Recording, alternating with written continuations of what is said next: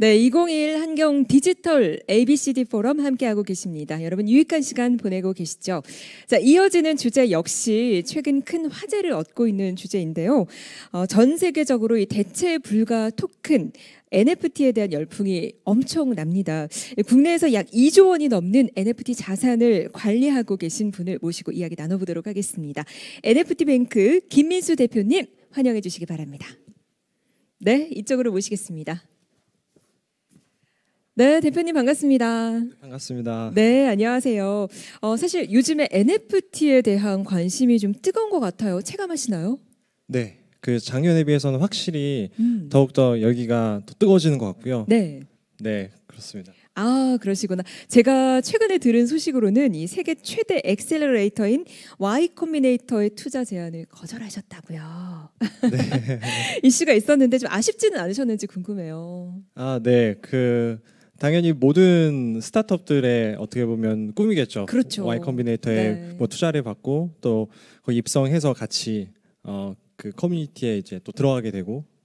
근데 이제 저희 같은 경우에는 아무래도 이제 블록체인이라는 영역에서 사업을 하고 있고 또 그 점에 있어서는 뭐 이미 저희가 투자를 유치한 해시드를 네. 비롯해서 저희를 이미 그 많이 도와주고 계신 이 투자사들이 훨씬 더 다양한 이 크립토에 대한 문맥과 배경을 갖고 있고 또 관련 네트워크가 또 중요한 부분들일 텐데 그런 부분들도 이제 YC는 아직까지는 이제 크립토에 이제 막 관심을 갖기 시작하는 단계여서 네네. 네, 뭐 아쉽지만 이번에는 거절하게 되었습니다. 아, 그러시구나. 앞으로 더 좋은 기회를 위해서 또 다져가시는 길이신 것 같습니다. 저희가 좀 더 자세한 이야기 나눠보도록 하겠습니다. 강연 듣겠습니다. 네, 오늘은 NFT 전반에 걸쳐서 최초의 탄생에서부터 요즘 굉장히 핫한 주제죠. 다오까지 좀 두루두루 다뤄보도록 하겠습니다. 오늘 뭐 시간이 그렇게 많지는 않아서 굉장히 빠르게 지나가고 때에 따라서는 스킵을 하면서 진행하도록 하겠습니다. 안녕하세요. 저는 NFT 뱅크의 김민수라고 합니다. 현재 NFT 뱅크에서 그 대표이사로 근무를 하고 있고 오늘 이제 저희 NFT 뱅크에 대해서도 간단하게 앞에 설명을 좀 드리고 뒤쪽에서는 본격적으로 NFT에 대해서 좀 설명을 드릴게요. 저희 NFT 뱅크는 NFT 자산 관리 플랫폼입니다. 그래서 가장 쉽게 생각하시면은 저희 뭐 토스나 다양한 가계부 서비스라고 생각하시면 가장 이해가 쉬우실 거예요. 그 크립토 스페이스에서는 그 메타마스크를 비롯한 다양한 이제 외부 지갑을 바탕으로 해서 NFT 또는 다른 코인들을 이제 구매하고 또 판매를 하는데요.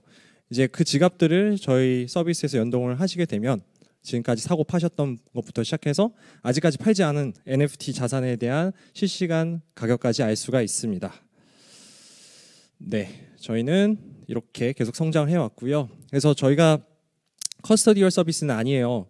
연동을 해서 자기 자산을 관리할 수 있고요. 저희 연동 자산이 지금 이제 약 한 이제 3조를 넘어서고 있습니다. 그래서 처음 런칭을 했었을 첫 달이 제가 한 50억 정도에서 시작했고요. 이제 그에 비해서 굉장히 이 NFT 그 생태계 전체의 상승과 함께 저희도 굉장히 다양하고 또 많은 자산들을 지금 연동해서 관리하고 있습니다. 자, 이제 본격적으로 NFT에 대해서 설명을 드릴게요. 뭐 NFT는 많이 들어보셨을 거기 때문에 좀 빨리 지나가도록 하겠습니다. 자, NFT 그 저희가 익히 아는 크립토 키티가 있죠. 그게 2017년도 말에 런칭을 해서 실질적으로 우리가 지금 NFT라고 말하는 그 규격을 이 데퍼랩스가 만들게 되었고요. 물론 그 전에도 NFT는 이미 존재했었습니다. 요즘 또 굉장히 핫하죠. 뭐 이제 수십억, 뭐 한 100억도 넘게 이제 팔렸던 이제 크립토 펑크라는 또 NFT 프로젝트가 있고 또 그 전에도 우리가 비트코인에는 NFT가 없을 거라고 생각하지만 그 개념 자체는 비트코인에서부터 비트코인의 사이드 체인인 컬러드 코인이라는 컨셉도 그 컬러드 코인이라는 컨셉도 있었었고 그 다음에 비트코인에서 사이드 체인인 뭐 카운터파티라는 사이드 체인에서 또 이제 다양한 NFT라는 컨셉들이 과거에 선보여졌었습니다. 근데 이제 본격적으로 이제 NFT의 이제 규격이 만들어지고 이제 대중화의 좀 시작을 알린 거는 이제 크립토 키티인 것 같고요. 뭐 그 다음에 이제 가장 최근에는 뭐 비플의 작품부터 시작해서 또 NBA 탑샷 다양한 NFT들이 사고 팔리고 있습니다. 자, 항상 나오는 질문이죠. NFT가 뭐냐? NFT 컨셉에 대해서 좀 가장 쉽게 설명되어 있는 그림이어서 제가 가져와 봤는데요. 왼쪽에는 펀저블 토큰이라고 펀저블이라는 개념과 오른쪽에 넌 펀저블이라는 개념이 있는데요. 여기서 펀저블은 어떤 대체 가능성을 표현합니다. 여기서 대체 가능성은 가치에 대한 대체 가능성을 얘기를 하고요. 가령 첫 번째 그림에서 보다시피 어떤 한 장의 1달러와 또 다른 1달러는 가치상 동일하기 때문에 얼마든지 교환을 하더라도 교환이 쉽게 가능하죠. 반면에 우측에서 보이는 이런 뭐 티켓이나 아니면 집이나 아니면 크립토 키티 같은 경우에는 고유한 특성을 가지다 보니까 이 두 개를 쉽게 대체가 할 수가 없습니다. 왜냐하면 갖는 가치나 의미가 좀 다르기 때문이죠. 자, 그래서 NFT에 대해서 컨셉추얼리 간단하게 한 문장으로 뭐 설명해 보자면 다양한 이제 그 설명들이 가능할 것 같아요. 뭐 무한한 디지털 세상에 유한성을 부여했다라는 측면, 그다음에 뭐 디지털 진정한 메타버스를 위한 뭐 초석이라는 표현도 많이들 쓰곤 합니다. 가장 쉽게 생각하면은 증명 가능한 디지털 소유권이고요. 디지털 세상에서 존재하는 나의 명백한 자산임을 좀 증명해주는 증표라고 생각하시면 이해가 쉽습니다. 네, 이 얘기도 제가 어디 나가서 많이 하는 얘기예요. 우리가 게임 아이템이랑 어떻게 다르냐? 이게 내 소유라는 점이 굉장히 다르고 그 소유라는 걸 명확히 증명할 수 있고 또 그게 유일무이하다라는 거를 좀 보장할 수 있다라는 측면이 다르다. 그러다 보니 게임 아이템 가지고는 제가 금융 활동을 하는 데 있어서 제한이 있지만 반면에 NFT 같은 경우에는 그걸 받아줄 사람만 있으면 얼마든지 금융 거래 또한 가능하다. 네, 이거는 조금 더 들어가서 기술적인 설명을 간단하게 할게요. 왜냐하면 이런 용어들도 앞으로 정말 많이 보시게 될 텐데 헷갈리지 않으시려면 이번 기회에 좀 제가 짚어드리면 좋을 것 같아서 좀 준비를 해봤는데요. 왼쪽에는 ERC20, 우리가 소위 말해서 다양한 코인, 뭐 토큰들을 표현을 하고요. 오른쪽 같은 경우에는 ERC721이라는 규격이 있고 이게 NFT입니다. 그래서 ERC, 저 뭐 엄청 어려운 것 같은 저 뭐냐? 그 이더리움이 만들어진 이래로 계속해서 다양한 제안들이 이더리움 이 생태계 내에서 오갔었어요. 그래서 뭐 첫 번째 제안, 두 번째 제안, 다양한 제안들이 이렇게 오고 갔었고 이제 드디어 20번째 때 우리가 이 기축통화인 이더리움 말고도 좀 다양한 코인들을 만들 수 있으면 좋겠다 해서 이제 그 20번째 제안이 채택이 됐고요. 그게 이제 모두의 약속이 돼서 이 아래 보이시는 뭐 네임, 심벌, 뭐 토탈 서플라이 저런 중요한 베리어블들과 어떤 함수들이 꼭 포함이 된 저런 인터페이스를 정의를 하게 됩니다. 저런 걸 정의를 한 이유는 뭐냐면요.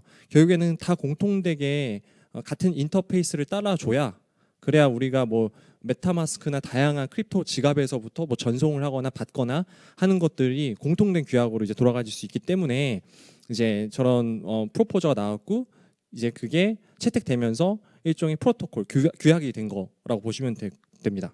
오른쪽 같은 경우에는 그에 비견되는 NFT고요. 봐보시면은 이제 양쪽에 ERC20과 721과 갖고 있는 기능들이 거의 비슷비슷해요. 그래서 뭐 첫 번째는 당연히 토큰의 이름이 있어야겠고요. 그 다음에 토큰의 약어, 뭐 심볼이 있어야겠죠. 그 다음에 총 몇 개를 발행하는지를 좀 명시를 해야 되기 때문에 총 발행량도 나와 있고요. 그 다음에 우리가 밸런스 오브라는 함수를 쓰면 이 사람이 이 사람의 토큰의 수를 이렇게 반환해주는 그런 기능도 있고요. 그 다음에 당연히 이걸 돈을 보내야 되니까 이제 전송, 트랜스퍼라는 기능도 있고, 그 다음에 어떤 스마트 컨트랙트나 다른 주체가 저 대신 이거를 전달할 수 있도록 이런 권한을 좀 위임하는 기능도 있습니다. 단지 이제 좀 다른 것들은 저 빨간색에 있는 뭐 언어브랑 토큰 URI라고 해서 이 이미지에 대한 그 정보를 넣어주는 거, 그 정도만 딱 다르다라고 보시면 돼요. 그래서 사실상 우리가 NFT라 말하는 것도 우리가 그냥 코인이라고 말하는 것과 사실상 크게 다르지가 않지만 좀 다른 거는 멀티미디어에 대한 리소스를 바라보고 있는 저 URL을 넣어준 것 정도가 크게는 다르다. 자, 이런 규약을 통해서 다양한 NFT들이 만들어졌고요. 뭐 첫 번째로 보이는 거는 이제 크립토 아트의 장르에 있는 것들이죠. 그래서 우리가 뭐 크립토 아트가 최근에는 굉장히 또 많이 어떤 신문이나 방송에 나왔던 부분들인 것 같아요. 예, 저런 다양한 아트 작품들 나오고 있고, 그 다음에 두 번째 이제 NFT는 엑시 인피니티에서 나온 엑시라는 다마고치입니다. 그래서 저 다마고치를 3마리를 사야 게임을 시작할 수가 있고요. 그 세 마리를 통해서 다양한 뭐 배틀을 한다던가 어드벤처를 한다던가 하면서 SLP라는 이 자체 토큰을 또 벌 수가 있어요. 그래서 이런 것들을 통칭해서 플레이 투 얼니라고 표현을 해요. 게임하면서 돈 버는, 그런 돈 버는 게임, 이렇게 이해를 하시면 좋고요.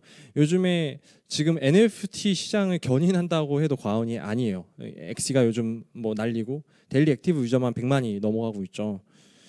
그다음에 그 바로 오른쪽에 있는 더 샌드박스의 이제 스머프 아이템입니다. 그래서 이거는 오른쪽에 또 보이시는 이 초록 색깔 이 땅, 이게 이 더 샌드박스의 랜드 땅이고요. 그 땅 위에 다양한 아이템들을 뭐 디스플레이를 할 수도 있고 게임 플레이도 할 수가 있어요. 그래서 왼쪽에 보이는 저 스머프 같은 경우에는 일종의 뭐 그 UGI라고 보면 UGC라고 보시면 됩니다. 그래서 유저가 직접 해서 만들어낸 컨텐츠라고 보시면 되고요. 네, 맨 오른쪽은 크립토 펑크입니다. 요즘 크립토 펑크는 지금 우리가 바닥 가격 또는 플로우 프라이스라고 표현을 하는데 그게 이제 한 4억에서 한 5억 정도 돼요. 그래서 만약에 구매를 하시겠다. 그럼 가장 싼 펑크는 한 4억에서 5억 정도 된다. 그리고 비싼 거는 뭐 한 160억에서 한 200억 정도. 네, 저 한 장에 그 정도 가격이 된다고 보시면 됩니다. 자, 원래는 제가 다른 데 살 때는 직접 스마트 컨트랙트 만들어 보면서 하는데 오늘은 좀 여의치 못해서 그냥 지나가도록 할게요. 그래서 어디서 사면 되느냐? 네, 오픈시에서 살 수 있고요. 그다음에 라리블이라는 또 사이트에서 살 수 있고 파운데이션에서 살 수가 있습니다. 그 외에도 수십 개, 뭐 이제는 수백 개가 넘을 거예요. 다양한 마켓플레이스가 지금 존재하게 되고요.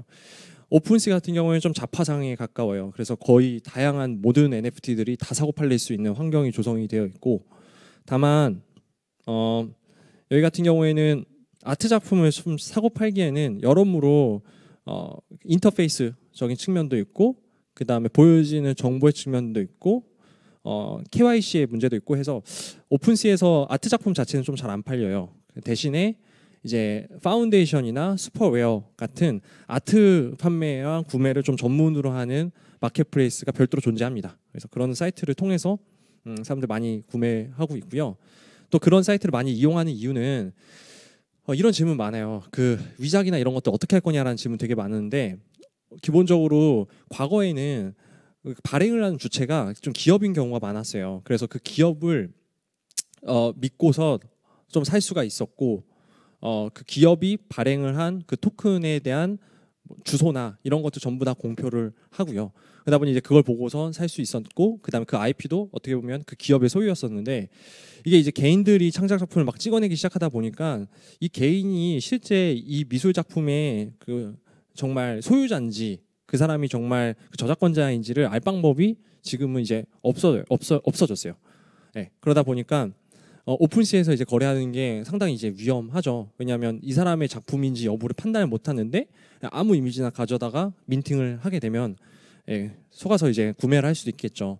그래서 이제 이런 아트 작품들의 진위 여부를 판단하기 위해서 뭐 슈퍼웨어, 메이커스 플레이스 좀 다양한 웹사이트 그 마켓플레이스도 존재하고, 거기서는 실제 이 작가의 여부와 그다음에 그 작가가 실제 이런 작품들을 만들어 왔는지 연역은 어떻게 되는지 이런 것들을 좀 전반적으로 파악을 합니다. 그래서 그걸 바탕으로 해서 조금 더 신뢰도 있는 정보를 제공을 하고, 이제 구매자 입장에서도 조금 더 신뢰하고 구매할 수 있는 체계를 구성을 하고 있어요. 자, 근데 이게 왜 비싸냐? 이게 소더비에서 전시된 NFT 그 크립토 펑크인데 20억 원에 팔렸고요. 조금 더 비싼 거는 뭐 한 160억 원에 팔렸어요. 그리고 비자 카드는 또 얼마 전에 이 크립토 펑크를 또 샀죠. 우리가 이 컨셉이랑 기술에 대한 설명을 지금까지 했는데요. 컨셉과 기술 내용만 알면은 쓸모가 없습니다. NFT를 잘 사거나 투자를 잘하기 위해서 좀 많이 부족해요. 그것보다 더 중요한 거는 NFT 영역에선 아래에서 보여지는 커뮤니티, 그 다음에 이 커뮤니티가 만들어내고 재생산하는 이 내레이티브, 그 다음에 밈에 대한, 한국어로 말하면 짤이죠. 그 다음에 그 외에 이런 하위 문화에 대한 좀 이해가 있어줘야 됩니다. 그래서 NFT 잘 살라고 하면 마켓플레이스 대신에 차라리 이런 갱들이 어떻게 움직이는지, 어떻게 이들이 조직화돼서 이렇게 그 뭔가 그 규모를 만들어내가는지 이런 것들 이해하는 편이 차라리 더 좋다는 말을 제가 농담 삼아서 많이 하는데요. 봐보시면은 이게 실제 트위터에 크립토펑크나 뭐 BAYC 등등의 이런 것들이 요즘에 뭐 PFP라고 표현하기도 하고요. 이런 프로파일 형식의 NFT들, 아바타 형식의 NFT들을 많이들 이렇게 걸어 놓습니다. 이게 어떻게 보면 지위의 상징이기도 하고요. 내가 얼마만큼 이 크립토 스페이스에 정말 진심인지를 보여주는 하나의 상징적인 의미일 수 있다, 의미라고 생각을 하셔도 좋고요. 그 다음에 이 크립토펑크의 유무에 따라서 이 사람에 대한 실제 그 신뢰도나 이 사람들이 참여할 수 있는 액티비티나 범접할 수 있는 정보나 이런 것들이 굉장히 그 익스클루시브하게 제한이 되는 경우들이 많습니다. 그러다 보니 반면에 이런 NFT가 있으면 이렇게 보여줌으로써 내가 이만큼 대단하다라고 본인을 좀 더 쇼오프할 수 있는 수단이기도 하고요. 그리고 이런 애들을 다 같이 통칭해서 오지라는 표현을 많이 써요.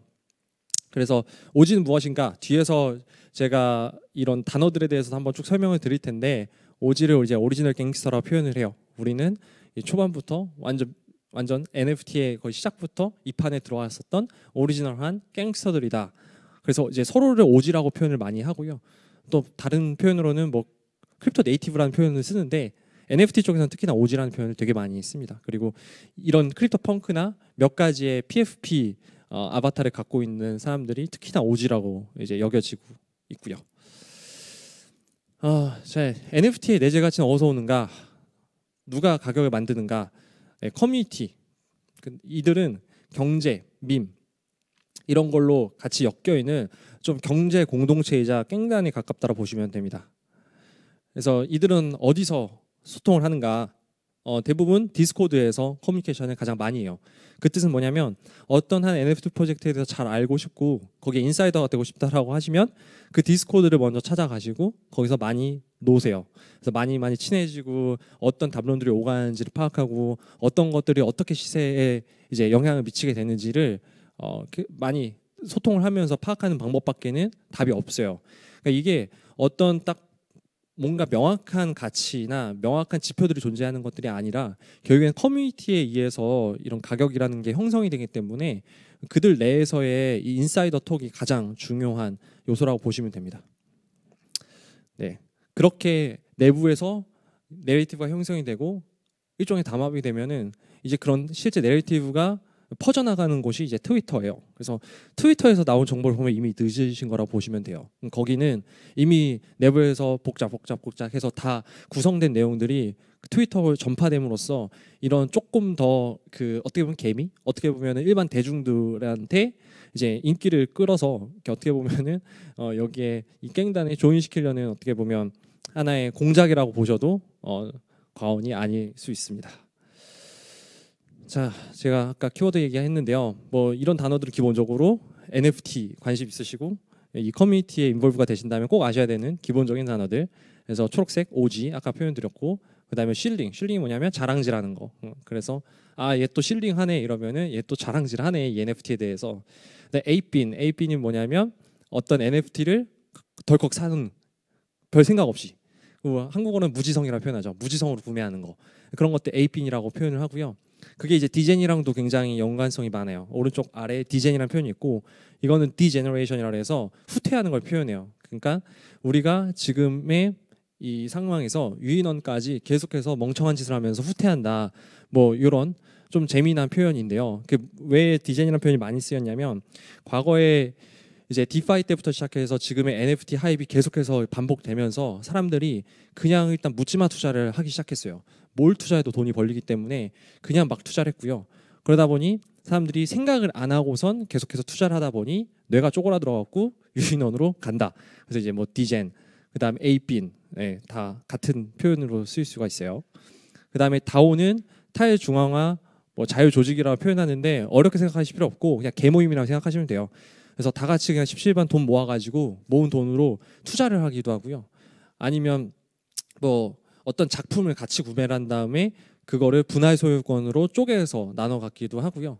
뭐 별의별 다오가 다 존재합니다. 그래서 요즘에는 대다오 시대라고 그래서 너도 나도 다 다오 만들고 너도 나도 다오에 이제 편입하려는 그런 시도들이 되게 많고요. 아래 봐보시면은 웨일이라는 친구는 이 NFT 스페이스에서 혜성같이 갑자기 등장해갖고 일종의 ETF를 만든, 그리고 거기서부터 나온 토큰의 이름입니다. 그래서 웨일이라는 존재가 있고요. 웨일이라는 존재는 되게 돈이 많은 부자였어요. 그래서 그분은 NFT 스페이스에 오면서 이 NFT의 가격을 본인이 떠받치겠다, 자기의 돈으로. 그래서 자기 돈을 엄청 들여서 다양한 NFT를 구매를 했고요. 그 구매한 NFT를 하나의 바스켓으로 묶은 다음에 그걸 기초자산으로 해서 웨일이라는 토큰을 발행을 하게 됐습니다. 그래서 일종의 뭐 ETF, 뭐 펀드랑 비슷하다고 보시면 될 것 같아요. 네, 그 다음에 왼쪽 아래는 메타코반이라고 해서 비플의 작품을 샀죠. 굉장히 한 800억 정도 가까이에 샀는데, 네, 메타코반 인도에 있는 억만장자라고, 네, 지금 뭐 그런 루머가 있어요.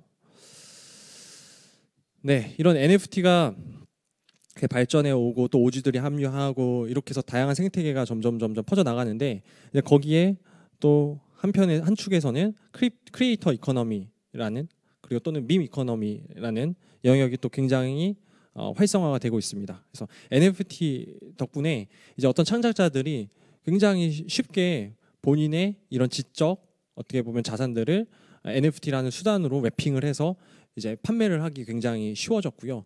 그뿐만 아니라 보통 창작자 같은 경우에는 처음에 이제 이게 마켓에 나갈 때는 뭐 여러 방식으로 나갈 수 있겠지만, 그 처음 받는 프로시즈 외에는 본인이 뭐 더 이상 돈을 받을 방법이 없었지만, 이제 NFT로 구현된 이 스마트 컨트랙트에 의해서 계속해서 재판매될 때도 그 수익을 일정 부분 받아갈 수 있는 그런 방식들도 다 가능하다 보니 이런 크리에이터들이 이 NFT 영역으로 빠르게 편입되고 있는 것 같습니다. 그다음에 이 NFT를 또 이해하는데 굉장히 중요한 게 밈이거든요. 이 밈이라는 게 우리가 한국에서는 짤이라 표현하는데 좀 그 이상의 함축적 의미가 좀 있어요. 그래서 이게 단순히 재밌고 한 것뿐만 아니라 뭐 사회 역사적인 어떤 그런 뭔가 무브먼트적인 측면도 이렇게 담아내는, 그런 어떻게 보면 뉘앙스를 또 갖고 있는데, 그런 밈 문화가 또 NFT에 굉장히 지대하게 영향을 미쳤다라고 또 보실 수 있습니다. 그리고 뭐 이런 유명인들이 만들어내는 NFT도 있고요. 그래서 이건 비프렌즈라고 해서 실제 그 굉장히 유명한, 어떻게 보면은 사업가이자 셀럽인데, 저분이 실제 한 땀 한 땀 이제 그림을 그리는 거를 동영상으로 기록을 전부 다 한 다음에 그 다음에 그거를 NFT로 발행을 했어요. 그래서 저 NFT가 있으면 앞으로 이분이 직접 여는 컨퍼런스에 뭐 참여할 수 있는 액세스 패스로도 쓰일 수가 있고요. 뭐 같이 점심 먹고 같이 골프 치고 같이 뭐 테니스 치고 하는 여러 가지 수단으로 이용될 수 있는 그런 NFT입니다. 그래서 앞으로 이런 NFT들도 굉장히 많아질 거예요. 다양한 시도들이 이루어지고 있고, 우리가 랄이라는 또 프로젝트가 있어요. 이제 거기가 소셜 토큰을 발행하는 곳이고, 그런 데서 이제 아티스트나 굉장히 유명한 셀럽들이 본인의 토큰을 제작하고 유통을 하고, 그리고 그거를 산 팬들은 그걸 바탕으로 해서 다양한 활동들을 할 수가 있는 그런 플랫폼인데요. 이제 그런 류의 플랫폼들이 많아지면서 이런 크리에이터들이 이제 이 시장에서 할 수 있는 다양한 활동들도 점점 이 반경이 점점 넓어지고 있습니다. 네, 이게 방금 아까 말씀드린 그 소셜 토큰을 만드는 플랫폼이고요. 네, 그리고 이런 NFT가 점점 이제 이 자산화의 길을 걷고 있어요. 과거에는 그냥 한번 사보지 뭐 이렇게 샀었던 이제 NFT들이 이제는 몇 번 사고 팔다 보니까 이게 진짜 돈이 되는구나. 실제 저희 NFT 뱅크 유저 중에 NFT만 팔아서 한 200억 정도, 260억 정도 버신 분도 있어요. 그러니까 그렇게 돈을 엄청 버시는 분들이 이제 생기다 보니까 이게 더 이상 심심풀이 땅콩이 아니라 진짜 시리어스한 그 무언가구나라는 생각을 사람들이 이제 하기 시작합니다. 그래서 자산 증식 옵션이 붙은 새로운 장르의 게임이라고 여기시는 분들이 많은 것 같아요.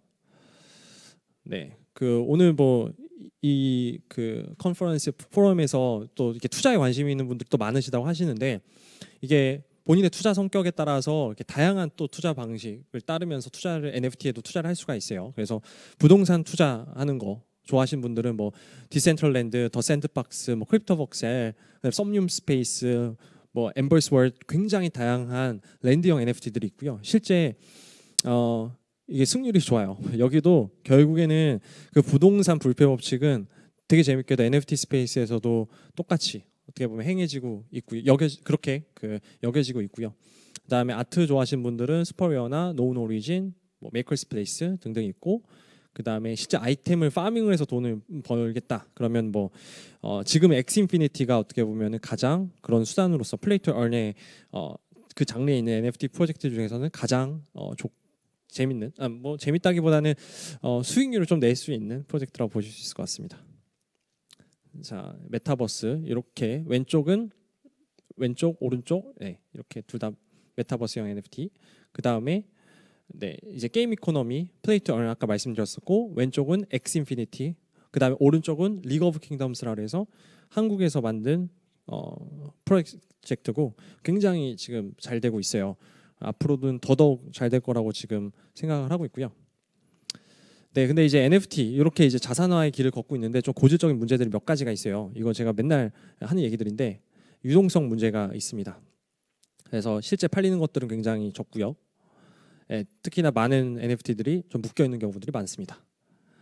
네, 그래서 이렇게 굉장히 비싼 NFT들이 많아지다 보니 이제 특히나 이제 개인이 푼돈 주고서 사기는 점점 힘들어지고, 그러다 보니 또다시 유동성이 또 낮아지는 악순환의 고리에 빠질 수가 있죠, 쉽게. 그래서 이제 그러다 보니까 현실 경제에서도 이렇게 유동성이 낮은 자산, 뭐 부동산이 있죠.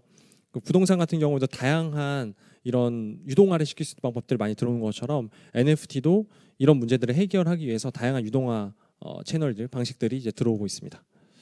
네, 이렇게 NFT 기반 담보대출 서비스 같은 것도 이제 시험 삼아서 나오고 있고요. 그 다음에 디파이의 개념들을 이제 붙인 것들도 나오기 시작합니다. 그래서 뭐 프랙셔널 오너십, 뭐 ETF 이런 것들이 지금 막 나와서 거래가 되고 있어요. 근데 아직까지도 그 거래가 그렇게 활발하지는 않아요. 근데 그 이유는 정확하게 이 NFT가 얼마인지에 대한 가치 평가가 쉽지가 않기 때문에 그런데요. 반면에 그걸 합리적으로 가치 평가만 할 수 있다라 그러면 굉장히 어렵지 않게 알파를 좀 찾을 수 있는 방법들도 좀 존재를 합니다. 가령 이 프랙셔널 오너십을 하게 되면은 다양하게 이렇게 굉장히 잘게 쪼개서 그걸 판매를 하게 되는데, 사실 그렇게 쪼개서 판 샤즈의 가격이 이론적으로는 어떻게 보면 그 실제 이 원본의 이거의 합이 원본의 이제 가치와 같아져야 되는데요. 사실상 샤드로 팔게 되면 프리미엄이 좀 붙게 돼요. 왜냐하면 그게 조금 더 사고 팔기가 쉬워지다 보니까 당연히 수요도 좀 더 생기게 되고요. 그러면서 이제 샤드의 가격이 프리미엄이 좀 붙게 돼요. 그래서 통상 한 10에서 15%, 많게는 한 25% 뭐 이렇게도 올라가고요. 뭐 크립토 펑크 같은 경우에는 200%, 뭐 300%까지도 샤드가 오히려 더 비싼 경우도 있어요.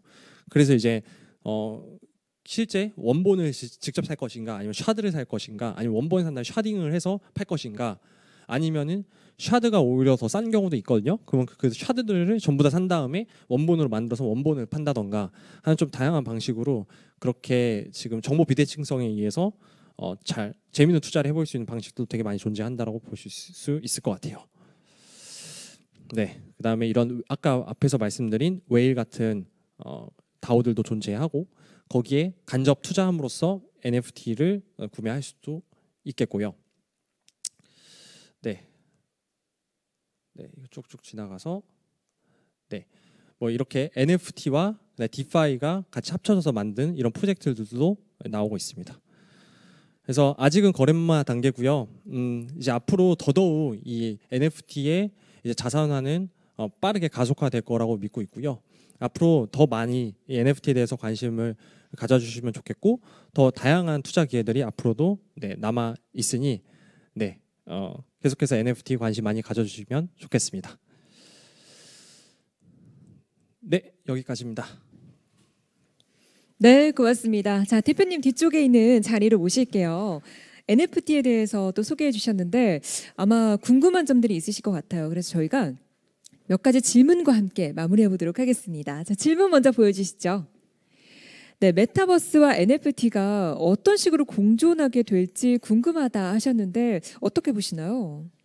네, 뭐 이 질문에 대해서도 많이 나오는 질문이고 네. 여러 번 저도 과거에 답을 했었었는데요. 네네. 저는 NFT가 이 메타버스 상에 굉장히 중요한 경제적 재화로서 자리매김할 것이다. 네, 그렇게 보고 있고요. 기본적으로 저는 진짜 되게 러프하게 말씀드리면 메타버스 어때야 되는가라고 보면 먹고 사는 문제가 기본적으로 해결돼야 되는 공간인 것 같아요. 그래야 지속 가능하게 삶을 또 살 수 있을 테니까요. 근데 그런 측면에 있어서 굉장히 다양한 이제 경제 활동과 금융 활동이 일어날 텐데 네. 이제 그 측면에 있어서 이 디지털 세상에서 내 소유권을 인정해주고 그로 하여금 어떤 다양한 경제 활동을 할 수 있는 경제적 재화로서 쓰이는 게 NFT일 거기 때문에 네. 되게 자연스러운 조합이라고 생각을 합니다. 자연스러운 조합이라고 또 표현해 주셨는데 아마 그 표현 하나로 이해가 좀 잘 되셨을 것 같아요. 자, 이어지는 질문 한 가지 더 볼까요? 전혀 접해보지 못한 NFT 투자 분야에서 좀 냉정하게 알고 가야 되는 조건들이 있으면 소개를 좀 해주세요. 네, 일단 NFT 사는 건 굉장히 어려운 일이에요. 네. 어려운 일인 이유는 이게 유동성이 굉장히 낮다 보니까는 우리가 뭐 비트코인이나 이더리움 사고 파는 것처럼 네네. 거래소에서 가격 보고 사고 가격 보고 그냥 즉시 손절을 한다던가 네네. 하는 것들이 이제 사실상 불가능하거든요. 그러다 보니 한번 갖게 되면은 평생 못 팔 수도 있다라는 생각은 기본적으로 하셔야 되고요. 아, 그래요? 네. 때에 따라서는 이쁜 쓰레기로 내 지갑 속에서 계속 남아 있을 수도 있어요.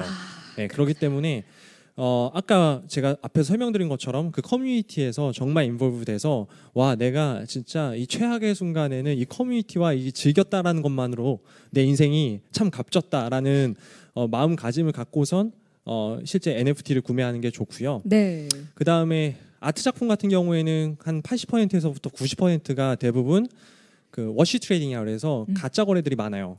네. 네네. 그렇다 보니까 실제 이제 거래 자적들만 단순히 보고선 이 직전 가격이 뭐 한 12도다. 그러면 한 5천만 원 정도 하잖아요. 그러면은 그랬던 5천만 원짜리가 갑자기 한 4천만 원에 나왔네. 싸게 나왔나 보다.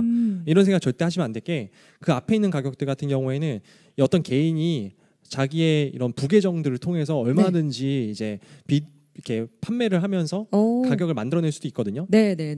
그러다 보니 아트 작품 같은 경우에는 특히나 많이 신중에 신중을 가해서 구매를 하실 필요가 있다. 네. 아트 쪽으로 투자를 계획하고 계시다면 좀 신중하게 접근을 해주시고 방금 알려주셨던 내용들 토대로 NFT에 대해서 투자를 하실 때는 좀 계획을 하나하나 차근차근 세워보시는 게 좋겠네요. 자, 저희가 지금 주어진 시간이 많지 않아서 이제 마지막 질문 한 가지 더 드리면서 마무리해보면 좋을 것 같은데요. 자, NFT가 미술품이나 음악 등 예술 작품을 거래하는 것 외에도 추가적인 활용 가능성이 있을지 궁금합니다 하셨어요. 네, 미술품이나 음악 등 예술 작품 거래하는 거 외에 추가적인 활동 가능하냐? 네, 뭘 NFT로 만들 수 있느냐는 상상력만이 그걸 제한한다고 생각을 해요. 그러니까 다시 말해서 네네. 모든 것들이 다 가능할 수가 있고요.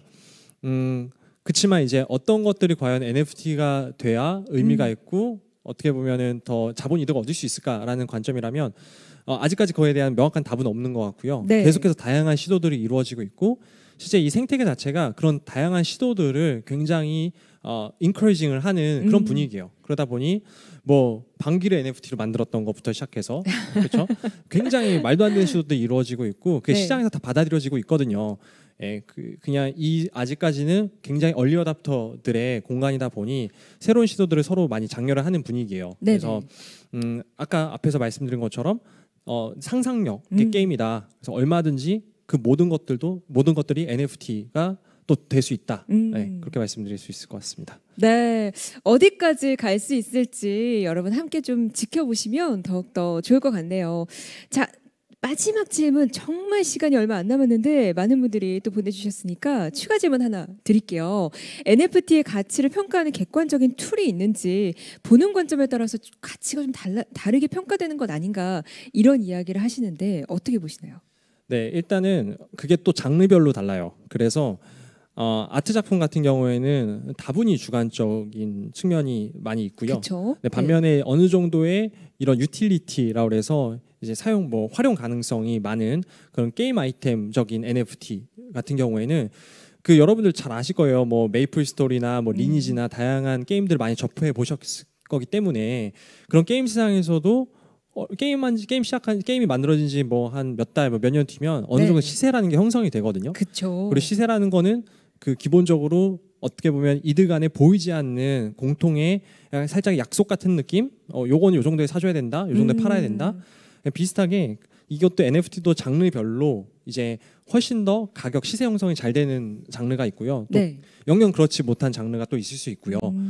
그렇다고 했었을 때 이런 유틸리티가 있는 또는 아바타들 중에서 어떤 특성값들을 갖고 있는 이런 프로젝트들의 경우에는 그 특성값별 우리가 플로우 프라이스 바닥 가격이라 표현하는데 이제 그게 어떤 예를 들어 크립토펑크면 크립토펑크도 뭐 한 10,000개 정도가 있는데 그 10,000개의 플로우 프라이스를 본다라는 뜻은 뭐냐면 이 10,000개 중에 제일 싸게 지금 마켓에 올라와 있는 게 얼마냐를 보는 거고요.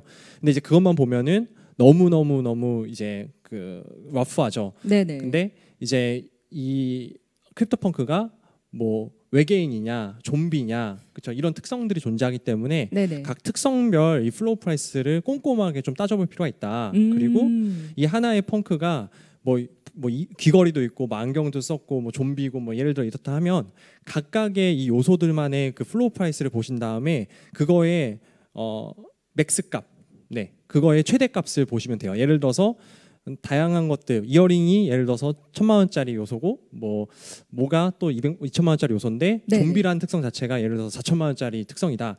그러면 그거는 4,000만 원 정도의 가격이 최소 형성이 된다라고 보시면 될 것 같아요. 그렇군요. 와, 정말 알면 알수록 신기하고 재미있는 NFT의 세계입니다. 자, 저희가 이렇게 또 강연 함께 수고해 주셨는데요.